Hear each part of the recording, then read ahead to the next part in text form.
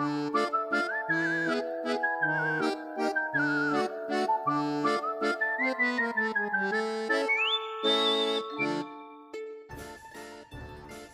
everybody, Mac here. Welcome back to the show. Welcome back to Bricktober. Bricktober, that favorite time of year where we go over all things ghosts, goblins, undead, magic, a little bit of the occult, everything going on with this time of year with Halloween.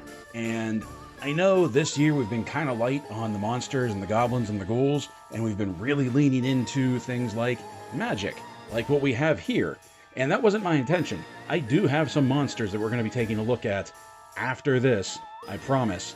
It's just that all of this type of stuff, magic and the Upside Down with the TMNT, that all came upon me unexpectedly. I wasn't prepared for all of this. I still have a lot to get through. I still have a lot that I wanted to do for this month, but it really doesn't look like I'm going to get to it. But there are some Universal monsters that we're definitely going to be taking a look at over the next week up to Halloween.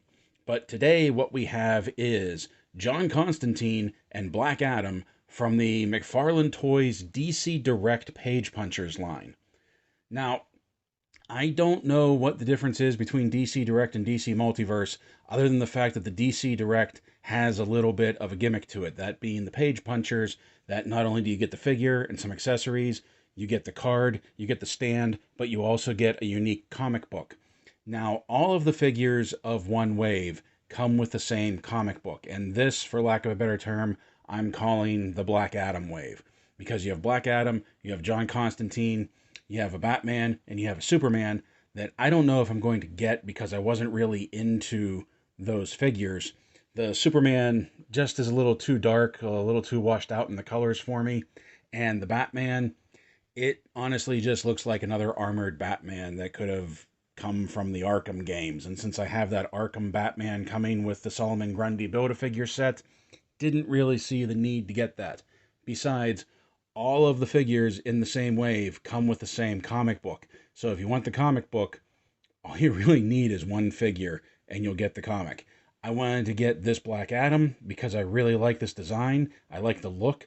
This looks like it might be like a classic comics accurate version of Black Adam, which may be what I was looking for. Although now that I'm looking at it in the packaging, he has a lot of leg. And of course we have our boy John Constantine over here that, come on, it's Constantine. We got to get our hands on him. So the packaging for this is even more basic than our DC Multiverse packaging, where we just have this really big window, the DC logo, the name of the figure, DC Direct McFarlane Toys, ages 12 and up, includes exclusive English comic book. And that's it. It's really letting what's inside the box sell what's inside the box. And I kind of like that. I kind of like this minimalistic style they have for their DC line. And basically McFarlane across the board sort of has this minimalistic style. And I like that. Up top, just like with his multiverse, we have another large window, Page Punchers logo, so that when it's on the shelf, and yes, I found these ones actually on the shelf, found these ones actually in my comic shop, the light can come down, illuminate what's inside. On the side here, we have more window, Page Punchers. On this side, just like the DC Multiverse, name of the figure, where he's coming from, John Constantine, Black Adam comic. And then on the back, we have a picture of the figure, and we have a picture of the cover of the comic. And you see our Superman there, you see our Batman there, Black Adam obviously taking up the majority of it, and then Constantine along the side. So, that's what we got. Looks like the figures are going to be about the same size. Packaging, pretty much just as boring as the DC Multiverse packaging. So let's not waste any more time looking at this. Let's get these guys open, and let's take a look at... Let's just do Black Adam first, because I think Constantine is the one that everybody's going to be looking for. So let's get him out of the box and take a look at McFarlane Toys DC Direct Page Punchers Black Adam. Okay, just in case you haven't seen how these Page Punchers are packaged in, you have a couple of different things going on in here. Of course, you have your tray that has your figure right there, but then you also have this baggie that the trading card is in its own bag. The figure stand, because he still comes with the figure stand, is in his own bag. And then the comic is in his own bag. But for any comic collectors out there that are looking at this, first of all, it's not boarded, so the corners may still get a little gummed up. You have to keep a watch out for that. It uses the back of the box as support, so there's no cardstock in here. But also, this is a cheap bag. This is not a acid-free bag. So this isn't something that's made to preserve the comic. It's pretty much just protecting it while it's inside the box. And that is just very easily opened. So for comic collectors, you're still going to have to bag and board this thing. And it doesn't look too bad. Actually, I'm surprised this is on gloss paper since DC went to pulp. But I also wouldn't be surprised if Image printed this out themselves. Okay, here he is, Black Adam, out of the box, and putting the tape measure to him, we can see that he is, to the top of his head, almost at 7 inches exactly. So he is a 7-inch figure. He's advertised as a 7-inch figure, but at 7 inches exactly, he's going to be a little bit shorter than the other McFarlane figures. So I'm really curious to see how he looks in the lineup at the end.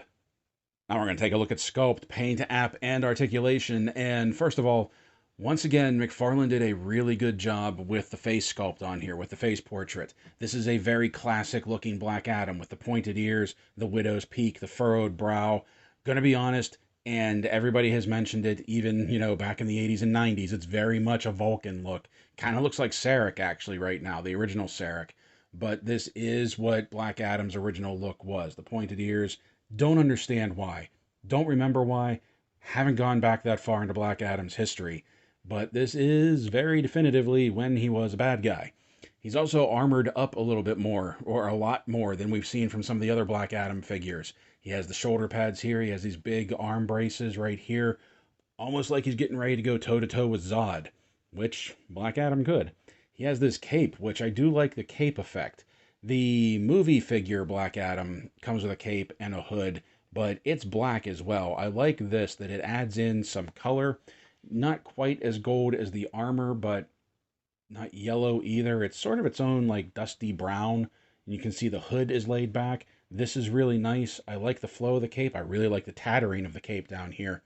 That I kind of wish it was cloth goods, because I would have liked to have seen this with the hood up, or if we would have gotten another head accessory that we could just put a hood on him, I would have liked to have seen this version of Black Adam hooded up. But then we also have the lightning bolt here that does not have that bib effect going on like the Endless Winter, Black Adam, and Shazam.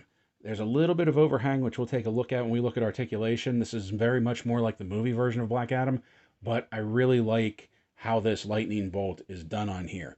He has his golden trunks. We talked about his bracers, black pants, and then some golden boots down here that for some reason the toes kind of turn up on them. And that's not because I don't have the toes down all the way. I do have them down all the way. They just have a little bit of an upward turn to them. Now the bodysuit, in true McFarlane fashion, has texturing to it, so that it's not just a smooth, featureless, bland bodysuit. And we see this all the time. We especially saw this in the previous two Black Adams. There's a lot of Black Adams going on this month. But I do like it. I do like the texturing. I especially like this one. It's a subtle difference from the movie one and the Endless Winter one. But there's just something about this one. It seems very... I don't want to say it just looks Egyptian, because that's oversimplifying things, but I don't know. It just looks very regal. There's something about it. I just like it a lot. And as I said when we were measuring him, he has a lot of leg. Like, this looks like there's a whole lot of leg and not a whole lot of torso. So he has a little bit of a, I don't know if stumpy is the right word, stocky maybe, I don't know. But these are some big legs and little torso. And I don't think it's something that you would notice unless your attention was drawn to it. So you're welcome, everybody now that is watching. So we also have these shoulder pauldrons, and I like how there's some cracking in the metal. Like, these have seen some action, they've seen some damage. I really like that. I really like when they put battle damage on armor. So it's not just shiny and new. It looks lived in, it looks worn, it looks used, it looks like it's seen some action. Now we take a look at the articulation, and his head will do a full 360 spin. He has some really good side-to-side tilt going on. Unfortunately, for being a flying figure, he cannot look up very well. That is all you're going to get. Looking wistfully middle distance. However, looking down, he can really bury the chin and look down at that lightning bolt on his chest. His arms will do a full 360 spin. Now, these are a soft piece that they will get out of the way, but they don't get out of the way enough that he can put his arms straight up. So you have to bring them out to the side a little bit. And there we go. There is a butterfly joint hidden underneath the armor. As I said, the armor is a soft piece and it does get up out of the way. So at least whenever you bring, let's get that up. At least whenever you bring his arms up, you can get them up past 90. He has a bicep swivel. He has double jointed elbows that give him some decent amount of travel. Now, we've seen this before with some McFarlane figures, especially in the multiverse line. He has these bracers, and he does have these hinge swivel wrists that right now these ones are going up and down, or you can turn it and you can bring it in, and then they'll go in and out. And it's not easy to do with these bracers, although these bracers are a softer rubber than some of the other ones that we've seen. So it's easier to do than past versions of figures that McFarlane has put out, but it's still not the easiest thing as if they weren't there at all. Now, he does have an ab cut, and I don't know if you can see that on the camera because of how all the blackness, but he does have a bit of an ab cut in there that he can turn at that. He can rock side to side fairly well with that. He can really crank back well with that. And he can kind of crank forward, but because this is soft, just like the movie version, if you bring him forward too much, it will bend out of the way. Now, he also has a waist twist, a ball joint at the waist that he can turn at the waist. He gets some additional side-to-side rock. He gets some additional really cranking back, which helps with the flying. And he gets some additional, although not much, cranking forward that it doesn't want to stay. It wants to keep coming up.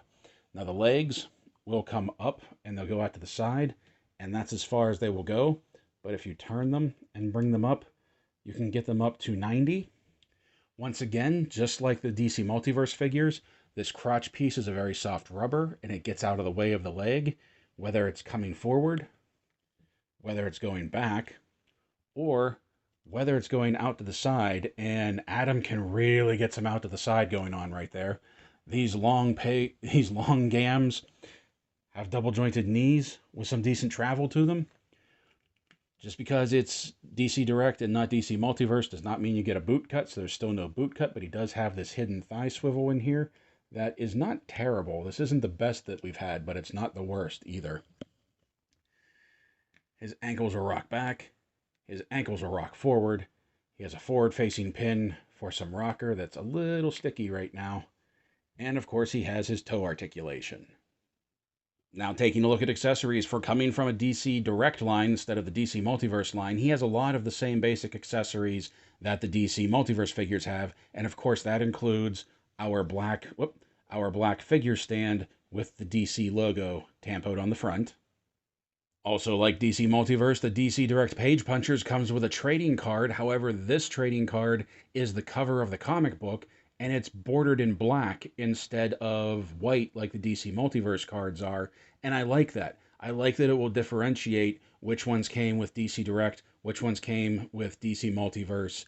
I really like that. So you can like start a new section of your card holder, if you have a card holder, has the character's name on it, Black Adam, and we do get a bio on him as well. So even though the image is going to be the same for all the figures in the wave that is going to be the comic cover, they all still have their individualized bios.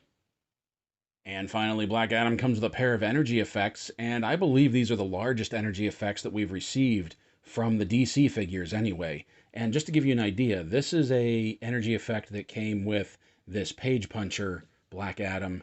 This is the energy effect that came with the movie version, Black Adam. I'm sorry, the Endless Winter version of Black Adam. So you can see it's like twice, maybe, yeah, 3 times the size. But they fit on just the same, that they have these little corkscrew curls down here that you can just sort of slip them around the fist, thread it through, and then he's shooting lightning from his hands. Hands, lightning from my hands. I know, wrong Shazam, wrong figure, wrong character. Now, before we go on, or before we get to size comparisons, I do want to line up Black Adam here with the others of his ilk, including our Black Adam movie figure, our Black Adam from Endless Winter, and Shazam. And like I said when I measured him, that I felt that the Page Punchers, the DC Direct version, was going to be shorter than the other McFarlane figures. You can see here he's even shorter. He's even shorter than the other Black Adams, which is kind of disappointing because looks-wise, he's probably my favorite one of the three that we've had so far as like looks go. With the additional armor, I like the lightning bolt. I just like the whole look and the aesthetic of him, especially in the head. He probably has the most detailed face portrait of all of the three figures that we've received so far. But he's a short boy. Even if you tried to take the other two out of the equation and match him up with Shazam, I don't know. Like, I thought that he was a whole lot of leg, but it just looks like that he's lacking in the torso area. And now up next, we're going to take a look at Constantine. And I got to say, this is the one. This is the one that I was most excited about this wave. This is the one that when the Page Punchers came out, the 7-inch Page Punchers anyway, I was like, that's the figure I got to get. And here's our boy John out of the box, and putting the tape measure to him, we can see that he is pretty much exactly 7 inches tall to the top of his hair. So once again, he's going to be a little bit shorter than the rest of the multiverse figures. With Constantine, though, I'm not sure I have a problem with that because he is just supposed to be a normal, well, a non-superpowered human. He's a warlock, but he's not like buff like Batman or Superman or the other ones. So him being a little shorter, I don't have a problem with that. But my main curiosity is this going to be a trend for the DC Direct line, for the Page Punchers figures, that they're going to be more true 7 inches rather than the multiverse that can range anywhere between like 7.25 and 7.5, making them a little shorter than the standard multiverse figures. I don't know if that's the plan or if it just turned out that way with these last two figures. And now we bring our boy Johnny up closer, and I gotta tell you, I was really excited when I saw that he was part of the line. I love the character of Constantine. And this face portrait right here, this is a fantastic representation of John Constantine, right down to this 5 o'clock shadow. The only thing he's missing, and if Warner Brothers wouldn't let McFarlane give their characters triggered weapons, I know there's no way we were going to get a Constantine with a cigarette hanging out of his mouth, because that's really about the only thing that this is missing, is a cigarette hanging out of his mouth. His one hand here is even poised to be holding a cigarette, so who knows, maybe I'll find something to put in its place to use as a prop. But this is a fantastic likeness of Constantine. I love the wash in the blonde hair right here to make the locks the locks just stand out.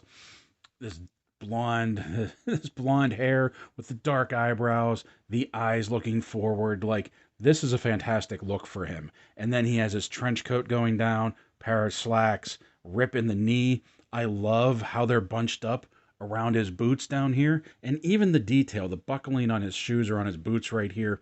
I really, really like that as well. There's some great texturing to his shoes. Some great leather texturing right there.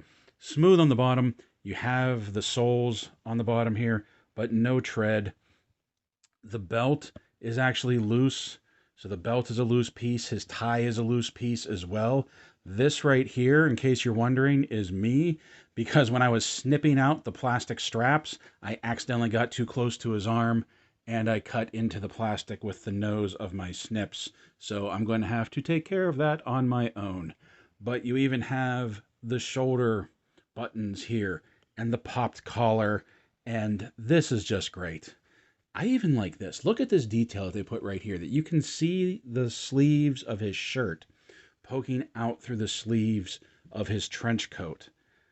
And he just looks like this hard smoking, hard drinking Cockney Englishman that Oh, it's just seen way, way too much. This is a great likeness. This is a fantastic representation of Constantine.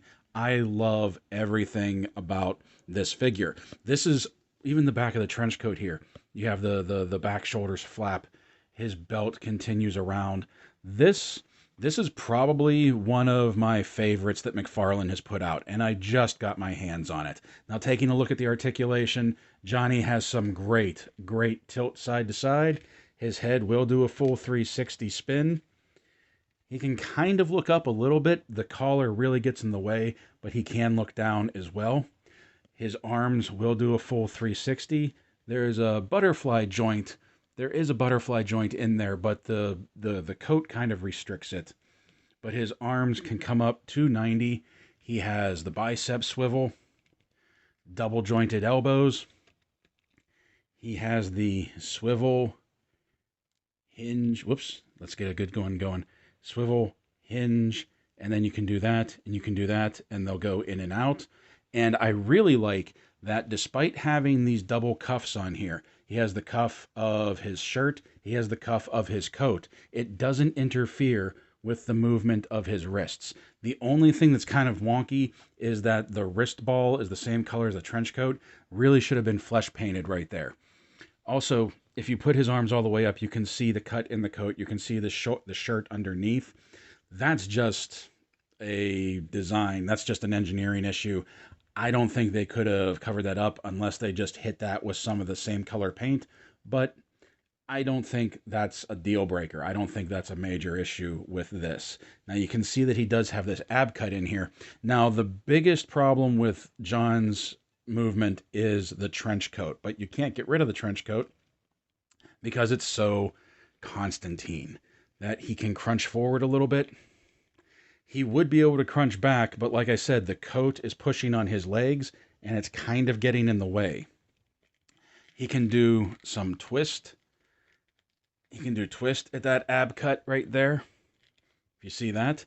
But then he also has a waist twist, and that moves much easier. There's a little bit of a ball joint on there, so he'll go side to side. He can go back a little bit more, but he can really go forward.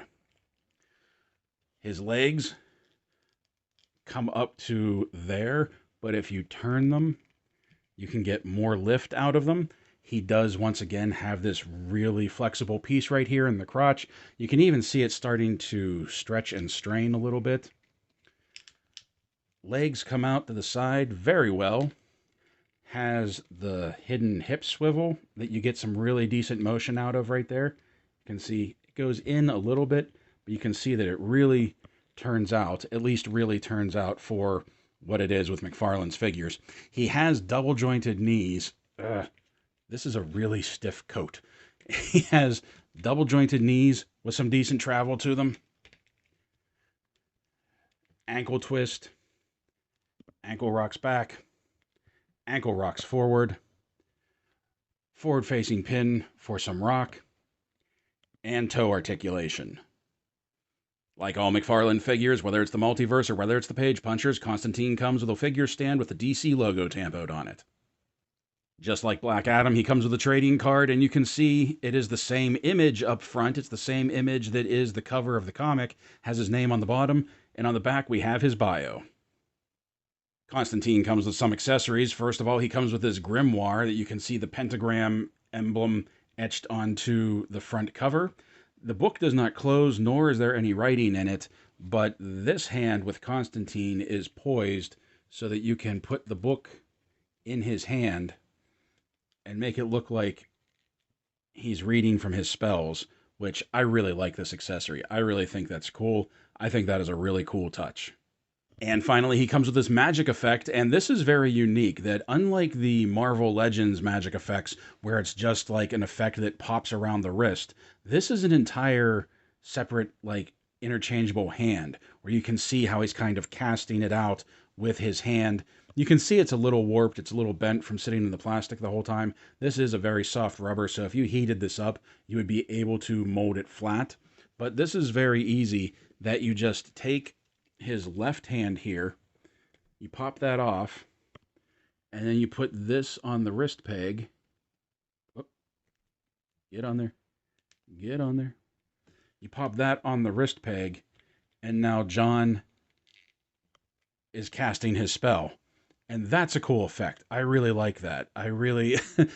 He does this in the comics so much that I like that they were able to get this effect stuck on there and just like, that just looks cool. Like, that really looks cool.